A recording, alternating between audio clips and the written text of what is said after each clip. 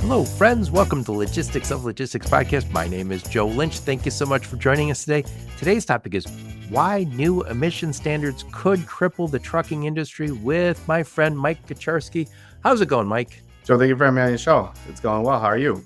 Doing great. We had a long conversation, probably too long, before we hit record about this topic. So I'm interested in learning more about this. So, Mike, please introduce yourself and your company and where you're calling from today. Yeah, my name is Mike Kucharski. I'm the vice president of JKC Trucking. And JKC, we're located here on south side of Chicago in Summit, Illinois. It's the first suburb of Chicago. And what we specialize in is refrigerated and frozen product. But we haul a lot of LTL, which means less than truckload. So let's say you have one pallet going to California, one Colorado, New Mexico, Texas. We do all that for you. We're definitely the biggest refrigerated carrier out of Chicagoland area. And we service the West Coast. We have 2 terminals in California, one in Stockton, Northern California, one in Southern California, Santa Fe Springs. And we're a big part of the supply chain feeding the American people every day. Are you guys asset-based? Yes, we're asset-based carrier with company drivers. And my father started this company. He bought his first truck in 1977. I was born in 78. And my father was literally living the American dream. He came to this country as a fur tailor. And we had a couple stores of fur. And then, his accountant one day said, hey, you should start another business just in case the fur business goes out of business. He bought a truck. We went from one truck and now we're over 200 trucks going from the Midwest, the whole West Coast and back. Very nice. The refrigerated LTL is walking the high wire. You do not hear very many companies want to do refrigerated LTL. So please explain why that is. It's a very complicated process. So let's say it's almost like a FedEx or UPS, but we are temperature controlled, which is way more complicated because FedEx is all dry and UPS, so they can mix their freight. There's no, if it gets too hot, too cold, and we are regulating. So now not only removing smaller partials, but we have to put them into the right temperatures, frozen, refrigerated, carry it. I mean, if we're going to California, California is over 2,000 miles one way. Washington, Oregon, we do all those. Those are 2,100 miles. One way, we're doing stops, multi-deliveries, and this is extreme heat. I'll give you an example. It's doing business right now, deliveries into Las Vegas is extremely difficult because they're rolling 115 degree days every day, and keeping product frozen in such an environment is very hard. When they engineered those trailers, they made them to go into hot weather, but they didn't engineer them for 115, 130 degrees. And when people think about temperature controlled, they think, okay, I'm gonna close that truck door, I'm gonna seal it, and the next time I open it, I'm gonna unload the whole thing at a location, and all I have to do is watch to make sure it doesn't get too warm, come out of temperature range. With LTL, especially you just talked about multi-stop, you're opening the door, and so it could be last week here in the Midwest, it was hotter than hell, but Vegas this week, 115 degrees. I told my daughter was there on a business trip. She was delighted. She's as pale as me. So she's, I don't belong here. But so a lot of companies shy away from it. When I used to be at a little 3PL, we did a lot of less than truckload. It was very difficult to find anyone who would do temperature controlled at all. And I remember we had customers every once in a while, and it wasn't necessarily food. It was sometimes chemicals. They'd say, and that's even harder because no one wants to take chemicals in their food LTL trucks. Very difficult business. So I'm glad you found that niche. We started a trucking business. My father started a trucking business when everything was still fun and easy to deliver. We got the customer earlier. They would take the product. If we got late, they still thank you for it. And since then, over the years, everything has gotten so complex. If we're late half hour, we have to pay these delivery fees. It's become overregulated and very difficult. I think it was a regulated business probably when your dad started, and it was a different world, and I guess probably the cost is a lot less. But anyway, Mike, tell us a little bit about you. Where'd you grow up? Where'd you go to school? Some career highlights before you joined the family biz. Yeah, I was born on the south side of Chicago. We lived there for most of my life, and then we moved to the suburbs because our area was a little bit too violent. So my father took me and my brother. We moved to the suburbs. We lived in the suburbs. I went to DePaul, but very nice. My father made me, yes, DePaul University, which is great. Learned a lot of things. But my father involved me in the trucking business when I was 12, 13. I was already helping my father clean trucks, reload trucks. I remember my father bought a forklift for $500 on an auction, and he would back in trucks and I would reload them because the product that we were hauling to California were shampoos. So we'd pick them on dry trailers, and when our reefer trailers would come back from California, we'd put the dry load in there, because when we delivered the dry load in California, we would pick up produce and bring it back. So it had to travel into a refrigerated trailer. So one of my big jobs was always reloading these trailers, and it's hard to do it when you're 13 years old and your father's yelling at you to do it faster. Oh And you're yeah. driving a forklift that has no brakes. Yeah. There's a lot of people who grew up in this industry, and it is bittersweet that you did. OSHA back then would have put me in jail, me and my father, but it was a different world back then. Yep. So I want to talk about today's topic, which is why new emission standards could cripple the trucking industry. So I know we're always looking to get cleaner and greener, and we have the government helping us on our journey to get there. And they set mandates, they fed regs, whatever you want to call them. And this is just, I'm going to editorialize for just a minute. I think they're always saying very aggressive things. This is what the industry has to do. And to some extent, we will get some of the way there. But some of the standards they set, they know we're going to push back because the technology is not quite there yet. And I think that's what we're going to talk a little bit about today. By the way, anyone listening should not believe that Mike or I don't want a nice, clean, fresh air. We do. We're not against technology. We're not against fresh air. We support green energy. Yes, exactly. So that's the big caveat here. But we do have a time right now where we're being asked to meet certain mandates that it doesn't look feasible. And that's not just my opinion or your opinion. That is the opinion of the ATA.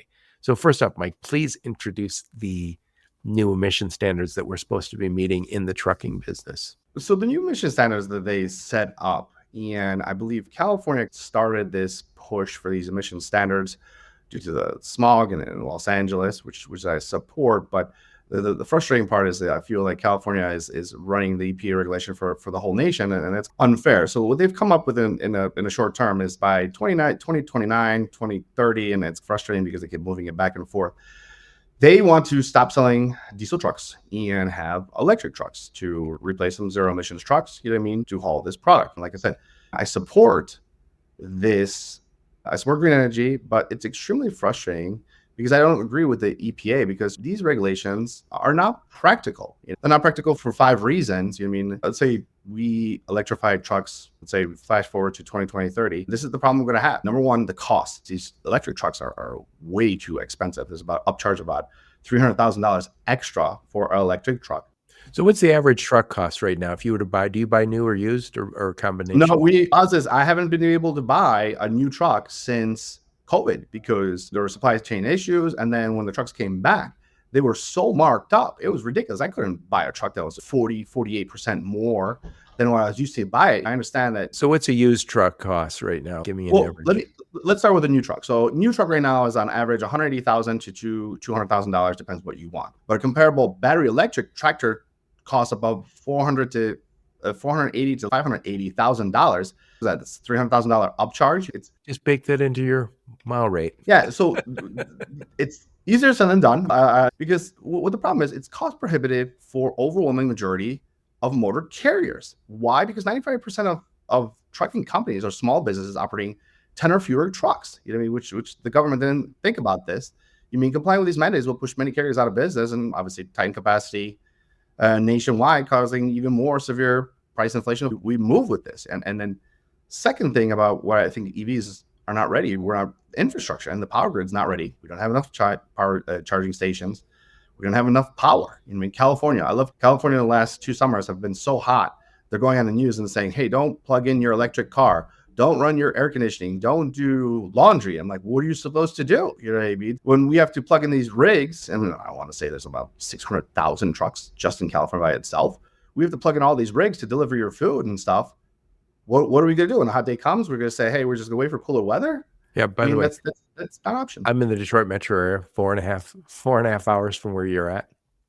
And ask anybody my age, any age, our electric grid here does not perform as well today as it did when I was a kid.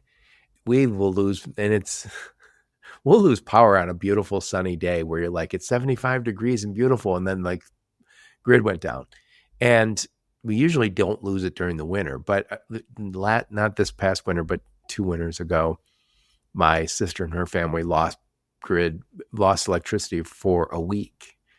And my brother-in-law's a Ford guy, and I said, what if you had an electric vehicle? Where would you plug that in? He goes, yeah, that's a good question. He's a hybrid. And so we have to get the grid working really well if we're going to start doing that. So I don't think these things are insurmountable, but it is not quite ready for prime time yet. So it's the third thing that's a potential problem. And on top of that, these trucks are still getting testing and data done. I haven't driven an electric truck. No manufacturer's called me and said, hey, look, come drive my electric truck. These electric trucks are literally unicorns. I've seen one on the road, but I've never been in one. Nobody's told me to go in one. One thing I do believe moving forward is hybrid trucks. And Nikola, I'm in line to buy some Nikola trucks, but those are hybrid trucks. It's a hydrogen generator supplying power for the batteries and electric engines on all wheels. Hybrids are the future. And then let's get back to these EVs. These trucks, the driving range, or I like to call it range anxiety in these trucks, is a real deal. We're a long distance trucking carrier. And then the best miles these trucks are getting is about 300 miles. My trucks have to make 500 to 750 miles a day. We're barely, let's say me and you jump in a truck tomorrow and we have to go to Los Angeles. We're not gonna be able to get out of Illinois without shutting down and recharging. And recharging is only 12 hours or more. How are we gonna get it to California? And I'm not even talking about the cold weather and the extreme. Oh yeah, if we were doing it in February or on a hot, like it was last week when it got into the 90s, yeah, we would burn that electricity out a lot faster. Yeah, and one thing consumers need to understand, the best, and I keep telling this to everybody, and they don't talk about this enough on the news or everywhere, the way to kill a battery is with extreme heat or extreme cold. If we do you get both in Chicago. Yes, and it goes from extremely hot to extremely cold, and then we have maybe like 1 week of nice weather here in the city of Chicago. But yeah, this range anxieties thing, and then these batteries are heavy. Each battery on a truck is going to be about 8,000 pounds. So we're going to need two, so it's going to be 16,000 pounds. We're going to have less cargo capacity due to the weight, which will cause less goods, less foods delivered. In a truck right now, when we fill up a truck, we fill about 300 gallons, but every gallon we burn, we're 7 pounds lighter. So the more we burn, the farther we get along, we're getting better gas mileage because we're lighter. That's not the case with the battery. So if it's fully charged or fully dead, the weight is the same, which is scary. And that weight, unless we fill up trucks and we potentially can haul less, so we put more trucks on the road, which defeats the purpose. Correct. Unless the Fed is going to raise the weight limit that we haul across the loads, because we're restricted to 80,000 pounds. So they would have to increase it to almost 100,000 pounds. And that's going to be scary. Would that create safety issues on the road It would definitely be more dangerous. Because of moving objects, how's this? The faster it goes and the more weight it transmits, it's dangerous. That extra weight would probably, wear down roads a little faster. Oh my God, don't say that. No, not everyone has horrible roads, but the industrialized Midwest has horrible roads. Michigan probably being the very worst in the nation from what I can gather. And because you have the rain and the snow, and when it melts, the snow melts, you get it into the cracks and then it freezes that night and it cracks the cement. And then when you have heavy duty trucks going over them, the elements are a real thing. They're a road destroyed by itself. So one other thing related to the weight, and we talked a little bit about this, and I don't have any stats. I don't think you do either. I'm not so sure anybody does. When you have a heavier truck, you're putting more wear and tear on tires. And those tires, we don't think of as a tire rolls down the expressway that it is emitting any emissions, but it is. Those particulate is coming off those tires. So if we're pushing more, and that's an unknown, and maybe somebody listening, if somebody knows more about it than I do, please send that to me, because that's an interesting thing, how much more emissions from the tires are happening because of the added weight of an EV, electric vehicle. Tires are almost like an eraser. You know what I mean? When you're moving them, they're wearing away. And the more they use them, the more wearing away, or the harder you use them, the more it's going to be. It's the same thing with truck tires. So we're going to have more of this. People don't see it, but they are pretty much turning into dust particles that you don't see because they're so fine. But yeah, we're breathing these things in and it's going in the atmosphere just like everything else. Yep. We got to consider that. So what's the fifth thing? Let me see. Oh, yeah. So the fifth thing was less cargo capacity due to battery weight. Oh, yeah. Okay. So we touched on it. Okay. Yep. Yeah. So we're potentially putting more trucks on the road. And so again, we're not against this technology necessarily. It's just all you're saying is might not be ready for prime time. And I do think we'll talk a little bit about this in just a minute about some of the alternatives to this, because I'm an automotive guy originally, and I do talk to a lot of my friends who are family who are still in automotive. And the car stuff, you still hear people saying, well, yeah, I want electric vehicles. Some people want them. We're not seeing universal success with electric vehicles. And by the way, I don't think we should even expect to see that. It takes generations, iterations to make things better. We've been using the current engine technology for a long time. It got better every year. And the emissions got lower every year. And now we're using hybrids. And by the way, the automotive dealers all are asking for hybrids because consumers want hybrids. So I think hybrids are probably going to be more of the answer for the car market. And I wouldn't be surprised if it's not more of the answer for the truck market, because it is known technology. We're making that work, and it doesn't require a whole bunch of changes to the way we're living. Correct. I am all for hybrid trucks. I believe all truckers are for hybrid trucks. How's this? Give you an example. I have a diesel truck right now, right? And when it's extremely cold, the diesel gels, and we're dead in the water.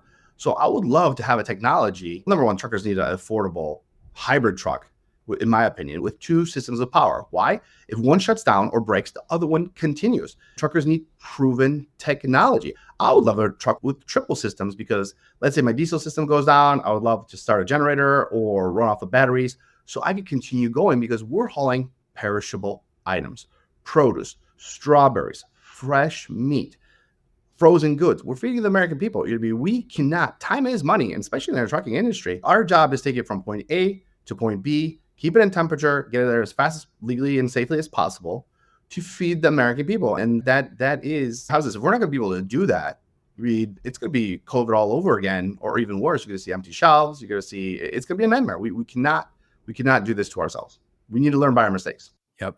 And again, I do think, I know the ATA agrees with what we're talking about here today. I think that every human who's sensible says we do want cleaner air. We do want to make some improvements.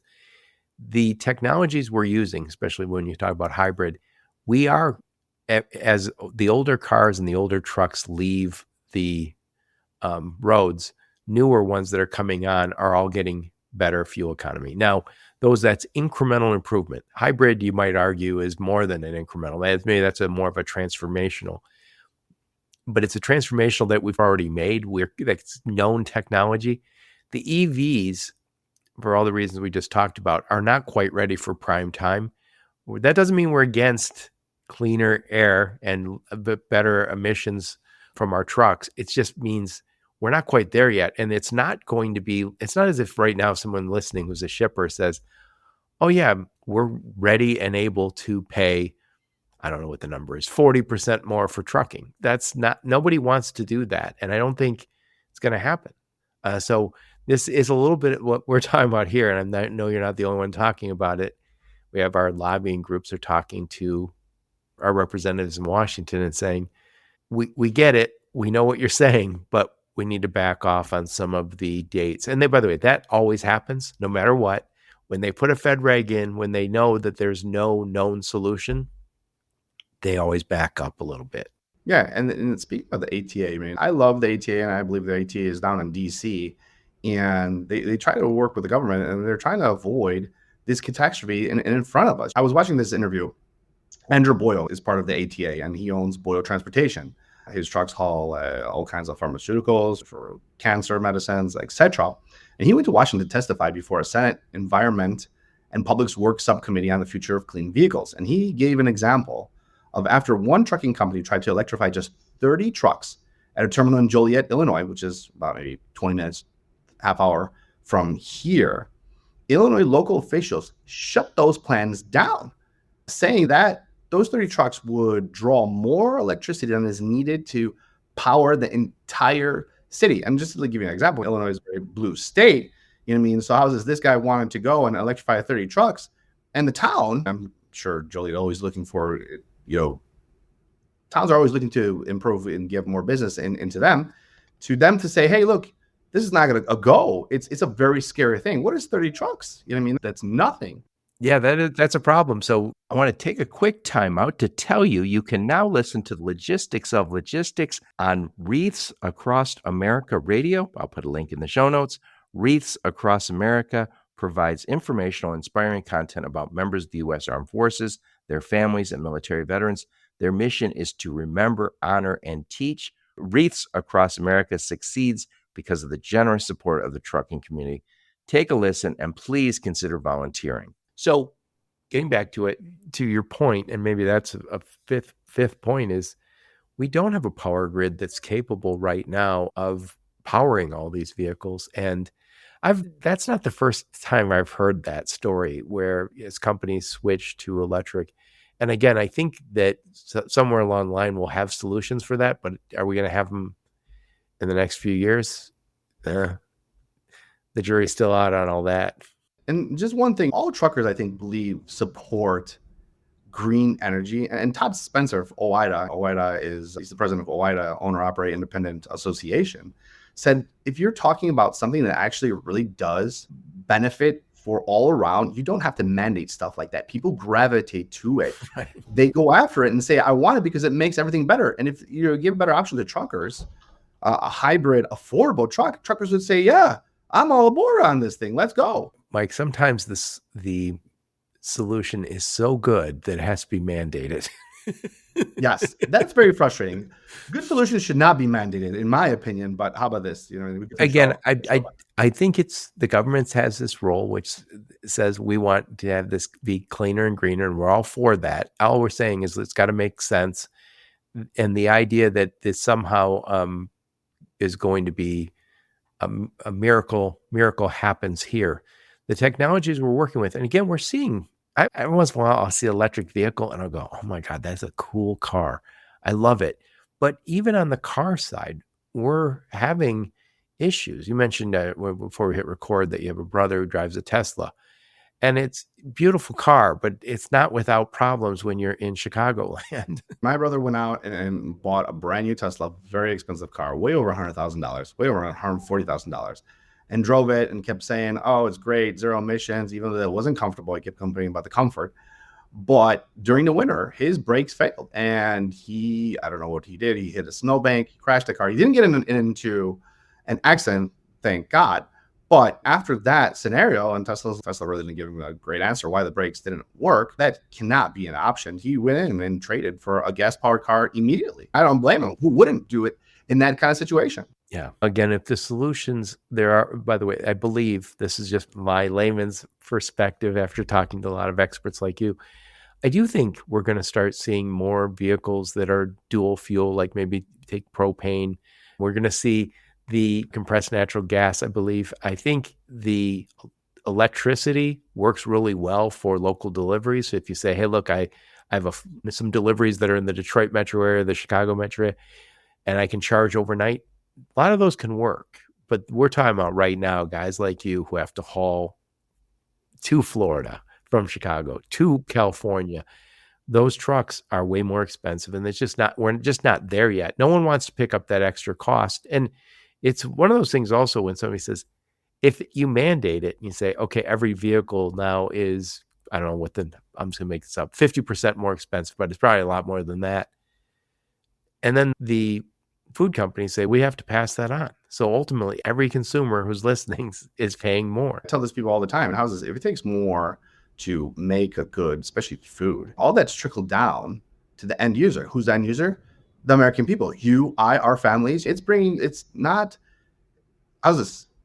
no good to anybody, because people have to understand that the whole spectrum uses diesel, from farm to final mile. The farmers are using equipment. The warehouse. The transition just isn't overnight. And it's important that it happens. It's just not going to happen as quickly as everyone wants it to. And by the way, there's also more carbon capture systems. Please talk a little bit about those capture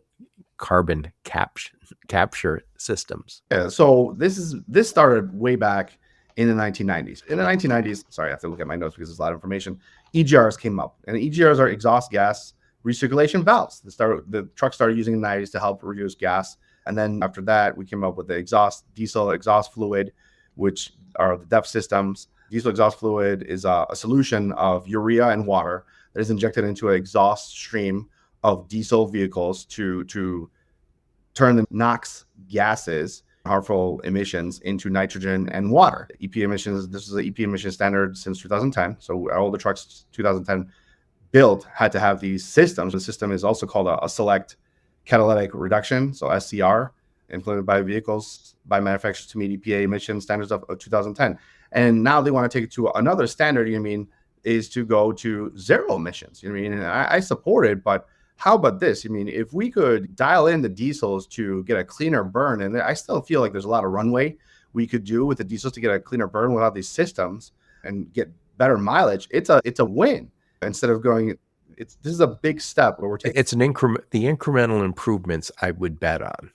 I'm not so sure I would bet on the transformational. Now I'll bet on the long run that we'll have transformational improvements, but in the short run, the moving to hybrids, using more carbon capture systems is going to make more sense. And also there's some other things I want to talk to you about, so depending who you listen to, I think it was Boston Consulting Group said 80% of greenhouse gases come from the supply chain. And those are supply chains that feed us, that have our houses, everything comes through the supply chain. It's not just trucking. We're just talking about trucking, but trucking adds significantly to those greenhouse gases. But there's other things. I know that we make a lot more stuff than we ever deliver to the end consumer. I've heard statistics that 30% of the stuff we make never sees an end consumer. And anyone who runs a warehouse will tell you that's true. We have stuff. I'm an automotive guy. I remember we make all sorts of parts that would all say, oh, we had a product change. Scrap that stuff. Throw that stuff out. You're in the food business. I know you don't like it, but every once in a while there's food that has to be thrown out. And you think of the enormous cost of growing food or making auto parts that eventually get thrown out. That, to me, is an area that we should be going after. We are, because the nice thing about going after, that's usually a data exercise, is it saves us money and it's good for the environment.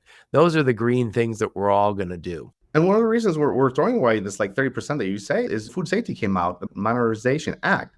And houses, that also needs to be fine-tuned, because that was built without going to the truckers and saying, hey, asking us what our problems are, what solutions they are, and houses. It's frustrating now, because when you're hauling food to a warehouse, first thing the warehouse, when they receive your product, they're looking for a reason to reject the load and say, look, it's the trucker's fault. This load is not, then make things up saying that you didn't have control over it. It could have been tainted. We're not going to take it and you throw it in the garbage. You know what I'm saying? And that's pretty frustrating in this industry, because houses, people are always assuming that people want to taint the food. I disagree with that. You know what I mean? A lot of these people want to just steal this food off the trucks and out of the warehouses. They don't want to taint it. That's a fact. But it's protected. And then as soon as they find one chink in your armor, they want to throw it away. And it's even, let me give you an example. I deliver produce. My driver was backing into the dock, and when he bumped the dock, the last 2 pallets fell over of tangerines. And they said, look, these tangerines are no good because there's might be possible contamination because they touched the floor. I know the floor is, number one, clean. It's stainless steel, okay? And they're still in boxes. So it was the houses. That's not no reason to give me a claim. And they said, oh, we're going to throw this out and we're going to charge you. Oh, absolutely not. I took that product. I sold it to somebody else to lower my claim. But I also went to the owner and said, hey, listen, this is not right. How's this? So the tangerines that actually touched the floor, which was like maybe 4 cases, I understand. But the other ones just fell on the side in a box, were protected, and you stood that backs up. There was nothing wrong with them. And these are things truckers fight every day. It's just crazy. The Food Safety Modernization Act, which is, again, federal regulation, I think it was the first overhaul of the FDA in 70 years. I think it's going 7, 8 years old, maybe 10 years old now. But the government did ask industry to give us your 2 cents. And I can tell you, because I was working on it at that time, but this is the challenge. They give very little feedback. Why? Because some of you have day jobs. And so this is the challenge that the government always has. I don't normally take their side on anything, but they say, hey, Mike, would you mind sitting down and reading all of these rules about the Food Safety and Modernization Act and then comment on it? And you're like, no, I have a job that I do every day. Yeah, we have jobs, families too. Yeah. And so what we're talking about right now is a new Fed reg that they are still toying with. It's not locked in. They're going to adjust it, and they're going to adjust it because they heard from industry. We'll do what's doable, and then we're going to push back on the stuff that is not doable. And that's just the nature of it. But getting back to it, there are other ways that we can reduce our greenhouse gases. So one of them we just talked about, which is we can do a better job on our inventory management, better at our forecasting. Because again, if we're making stuff that never gets to an end consumer, that is the ultimate supply chain crime. That's cost us money, but it's also bad for the environment. So if we can get to the point, and I think we are, I know we are trying to avoid backhauls, empty backhauls. Those are horrible for the industry, horrible for the driver, horrible for the environment. So I think we get better and better at the stuff that we can get better at. Again, no new transformational knowledge needed to say, get a backhaul from LA.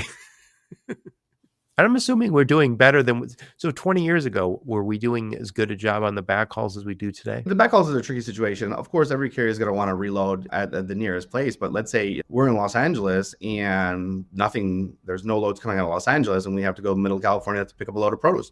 We're going to go because sitting there wasting precious time is even worse than you just, in trucking business, you cannot sit in one spot because that just costs you money. We'll run those empty miles, like you said, but the goal is to bring those trucks back and restart that whole cycle over, because we're doing this weekly. We're feeding the American people through Christmas, through New Year's. We also have to keep the wheels rolling. We don't have the luxury just to park and say, we're just wait for a sunnier day. And this is part of the trucking, one of the issues with the trucking industry. And of course, nobody pays you for these empty miles, but you have to pay your drivers. We have a lot of work to do. Like I always say, we need to sit down with the government officials so the trucking industry could teach them our problems, our issues that we have, so we come up with solutions together, get this economy roaring again. That's the way to do it. Yep. And by the way, we also, before we hit record, we had a conversation about the nearshoring. We see a lot of nearshoring happening here. Stuff that's been in China, made in China for the last generation. Some of it's moving back here just because they're not as cost competitive. There's other issues. Whereas we move that stuff back, there's a little bit of a savings in that long supply chain. If we can shorten supply chains in general, that's going to help reduce our carbon footprint. Mike, also, I talked to the guys out at the Greater Phoenix Economic Council, talked to their CEO, and that's like their economic development corporation. Now, the Phoenix area is now a logistics hub. And that is because the Inland Empire filled up. Also, Arizona is a easier state to do business in than California. Some of it being related to these emission laws, but also Phoenix is all of a sudden a big city. I think it's a top 10 city, maybe 6 or 7. And it's an NFL city now, right? But what's also interesting is they're talking to the guys in Mexico on their West Coast. We will be able to get freight from the West Coast of Mexico going through Phoenix and going through other parts of wherever they cross the border. So I think if California decides we're going to have these really high emission standards, we're going to find other ways to bring freight into the country. Now, stuff that's grown in California, you have to still go there, but the stuff that goes through LA or Long Beach might be going through a brand new port that is in Mexico. Yeah, and so just to give you an idea, California in the summertime produces about 80% of the produce that all feeds 80% of Americans in all the U.S. in the summertime. And then obviously, Yeah, that's the fact. All Maybe the open fields that between here and there, that's a ton of, you drive from Detroit to Chicago. I've done it many times. There's a lot of open fields once you leave the city. definitely. And farmers, I'm grateful for these farmers to have other further options. But one thing that has happened, and I've seen since COVID, when California shut down and then they had the fields flooded in California and produced, we learned from our mistakes. I believe so. And we always got produce from Mexico, because when the produce season shifts to wintertime, a lot of produce comes from Southern California. Arizona is a huge one, and then also Texas. These Mexican growers increased their capacity because the people needed it. And I support that we have another option that we could buy. The Mexican companies could bring it to the border, sell it to the US. Our trucks pick up at the border, bring it and feed the American people. This is huge. And they increased that because I believe because California's made it so difficult, they saw a business opportunity and said, hey, look, how's this? If they're not going to buy from California, they can buy it from us and we'll be ready for them. And that's what's happened in the industry, which is great. But California at the same time is losing massive business to the border, to a bordering country like Mexico. We shouldn't be have this internal fight between us. We should be buying from us. But how about this? That's politics. I'm not a politician. I'm just a small business owner. Anyway, Mike, I'm going to summarize what we talked about, and then I want to get your final thoughts on the topic. So I'm talking to my friend Mike Kucharski. We're talking about why new emission standards could cripple the trucking industry. And what we're talking about is this move to electrification. And again, I think none of us are against the idea that we're going to get greener and cleaner. We all want that. But there are some technology shortfalls at this 1 minute. And some of those would be the cost of the truck, which is more than double. Our power grid is not quite ready for prime time when it comes to all this. Not yet. The driving range, we still have to figure out how to get past asking the driver to pull over and charge up for 10 hours. And as you called it, the driving range anxiety. Also, the weight of these trucks is potentially we have more emissions coming off the tires. Again, if somebody has stats on that, please share them with me. And then also potentially going to need more trucks unless they raise the weight of the trucks that we can move around on the expressways. And we talked about also other alternatives to this. I think the industry is adopting quickly to the hybrids. We see that as a way to save some money, but also make the environment cleaner. We're all for that. That's technology we get. Nearshoring, doing a better job with our inventory management, fewer empty backhauls, fewer empty miles, all those things that we do, we can do. That's within our current range of activity. Anyway, put a big old bow on this one, Mike. Final thoughts on the topic. So the call to action is this. Truckers need an affordable hybrid truck with at least 2 systems of power. Why? If one shuts down or breaks, the other one continues. I would love to see a truck with 3 systems. You know what I mean? Right now we have one system, or it goes down, we're dead in the water. And truckers need proven technology because these EVs, testing and data is being done right now, which is crazy. You know what I mean? We need more testing and data to have a proven technology, because if the technology fails, the entire supply chain will be dead in the water, and failure is not completely merely inconvenient. It's going to be catastrophic. And this is not an option, especially for the food supply industry that we are in. We're feeding the American people. We should have the best and the strongest supply chain to feed the people. Yep. I love it. So back to JKC Trucking. What do you guys specialize in, and who do you serve, and what problem are you solving for them? So what we do is we gather from producers here in Illinois and the Midwest products that they need to go, that are not full truckloads, that need to go to the West. We service the whole West Coast, pretty much west of the Mississippi. California, Arizona, New Mexico, Texas are heavy states for us, even Colorado. And so if you have one pallet, one case, half a truck, whatever you have going to the West, you call us and we could almost do one-stop shopping. We could take product for you to Colorado, Arizona, all the states in one shot, deliver it at the right temperature on multiple trucks, and within 7 days to get your product to the end user. Are you working with food companies? Is that who your customers are? Correct. I work with food companies, I work with food distribution companies, I work with all the big box chain companies. I deliver there daily. Got it. So what I'll do is make sure I put a link to your LinkedIn profile, a link to your website, and any other links you and your marketing team give me, I'll put those in the show notes. Perfect. No, thank you for your support. Mike, thank you so much for taking the time. This is a topic that I think doesn't get talked about enough. I talk to a lot of people, and everybody I talk to is all for this sustainability, but we don't own the trucks. Most of us, most of the people I'm talking to don't own the trucks that all have to be all of a sudden scrap your $200,000 truck and buy a $400,000 truck and figure it all out, figure all this stuff out. The devil is in the details. And if you're an independent driver, let's say that you own your own truck, how are you going to go from 180,000 to 480,000? And then when you pay that truck off, right now when you pay a diesel off, you have very little time before you have to upgrade to another diesel. You mean, how long is it going to take you to pay off this electric truck? And will it run that long so you can pay it off? Yeah, it's not easy. Not easy. Mike, thank you so much. I really appreciate you taking the time. Thank you for having me on your show. I appreciate it. Yep. And thank all of you for listening to my podcast. Your support is very much appreciated. Until next time, onward and upward. You have been listening to the Logistics of Logistics podcast, where we engage with leaders in the logistics and supply chain community. If you like what you hear, please subscribe, hit the like button, and leave us a nice review on Apple or Spotify or wherever else you listen. Also, please check out our videos on YouTube and connect with us on LinkedIn. We're very big on LinkedIn. And you can also reach us on the logisticsoflogistics.com, our website.